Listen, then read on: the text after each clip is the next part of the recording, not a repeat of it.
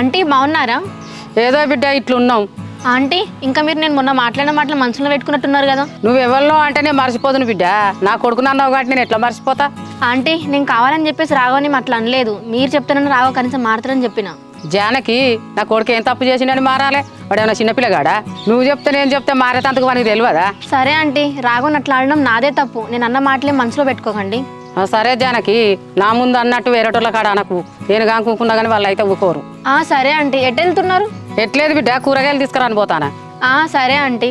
సరే బిడ్డ, నువ్వు ఎటు పోయి వస్తావు? మా ఫ్రెండ్ అనిత వాళ్ళ ఇంటికి వెళ్ళి వస్తున్నా ఆంటీ. సరే జానకి.